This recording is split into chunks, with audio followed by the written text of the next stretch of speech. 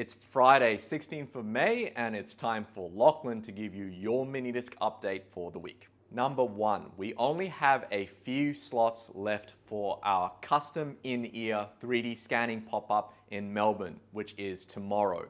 So if you are interested or you just want to check out the details, follow the link in the description of this video and we'll look forward to seeing you in Melbourne.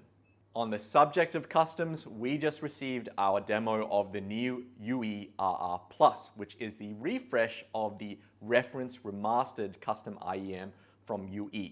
Now, the reference remastered has always been our reference for a custom IEM that has a neutral flat tone, which you could use for engineering and even a bit of mixing or that sort of thing. The sound of the original was boring in a very good way, but some people found the sound a little bit bass shy. Now, the new UE-RR Plus is still not as thick in the low-mid vocals as the UE7 or the UE Live, which are intended as stage monitors, but it is an overall warmer sound and perhaps more reflective of the average consumer headphone or speaker in terms of overall tone. So we're curious to see what the professional market makes of this new tuning. Next, and this is just a little bit of a tease, but this week we had a chance to listen to the prototypes of the new Yamaha YH-4000 open back and YH-C3000 closed back headphones.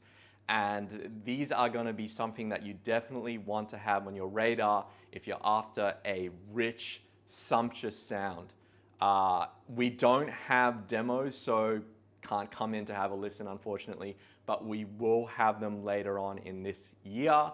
And personally, I am super excited to get some more ears on time with them because they are fantastic. Now, we didn't get anything else new in this week, so I thought we'd revisit something that we haven't really talked about.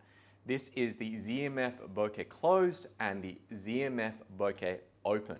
Now, it's not like these releases have been slept on because thanks to very strong demand, we've actually been having trouble keeping the closed and the open bokeh in stock for any long period of time. But I thought we should shout these out because I really think that ZMF has cracked the formula for a rich but still detailed sounding headphone around 2,000 Australian dollars. Compared to some of our other favorite warmer sounding headphones like the less expensive Meze 105 AER, the Bokehes are more resolving. Whereas compared with another store favorite, the warmer sounding Focal Clear MG, the Bokeh open and closed are flatter through the mid bass and they have a wider soundstage. And of course the Bokeh open does sound more open than the Bokeh closed, but they actually sound remarkably similar and they both offer a warmer, somewhat more laid back tone and excellent timbre, so a really natural note weight.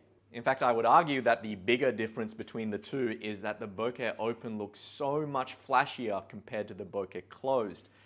It's actually a little bit busy in terms of design for me, but you know, if you like it, you like it. There's also a tuning pack available for these headphones, so you can tweak the sound to your liking by changing the pads or changing the filter.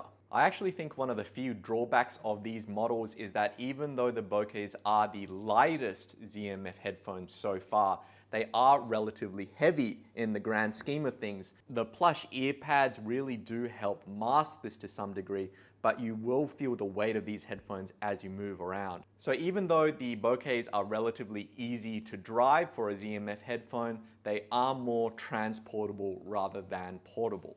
So if you haven't had a chance to listen to them yet, come in, let us know what you think. This is Lachlan for Minidisc TV, and we'll see you next week.